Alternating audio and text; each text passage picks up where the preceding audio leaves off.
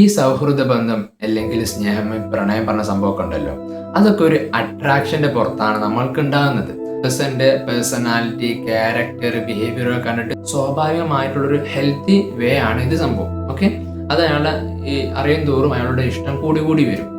പക്ഷെ ഇതിനൊരു unhealthy version ഉണ്ട്. അതായത് ഇൻഫാറ്റുവേഷൻ, ഒരു അന്ധമായ മോഹം. അയാളെ പറ്റി എല്ലാ സമയത്തും ചിന്തിച്ചുകൊണ്ടിരിക്കുക. പോരാത്തതിന് അയാളില്ലാത്ത ജീവിതം എനിക്ക് ആലോചിക്കാൻ പോലും കഴിയില്ല എന്നുള്ളൊരു തോട്ട് ഉണ്ടാവുക. ഇതുപോലത്തെ ഒരു ഭ്രാന്തമായ മോഹം. പക്ഷെ ഇതിന് വിഷയം എന്ന് പറഞ്ഞാൽ, അടുക്കും തോറും അണ്ടിയുടെ കയ്പറിയും നമ്മളെ പഴമക്കാര് പറഞ്ഞ പോലെ, ഇങ്ങനത്തെ ഒരു പേഴ്സണാലിറ്റിക്ക് ഇഷ്ടപ്പെട്ട ആൾക്കാരെ പറ്റി അറിയും തോറും അവരോടുള്ള ഇൻട്രസ്റ്റ് കുറഞ്ഞുകൊണ്ടേ വരും. ഈ ഒരു സംഭവം OCD ഉള്ള ആളുടെ മൈൻഡിൽ ഉണ്ടാകുന്ന അതേ സംഭവമാണ് ഇവിടെ നടക്കുന്നത്. അതായത് OCD എന്ന് പറഞ്ഞാൽ വസ്വാസ് ഉണ്ടായ ഒരാളുടെ മൈൻഡിൽ ഉണ്ടാകുന്ന അതേ പ്രതിഭാസമാണ് ഇയാളുടെ മൈൻഡിൽ ഉണ്ടാകുന്നത്.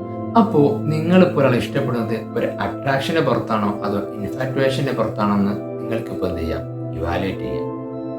അപ്പോൾ ശരി എന്നാ.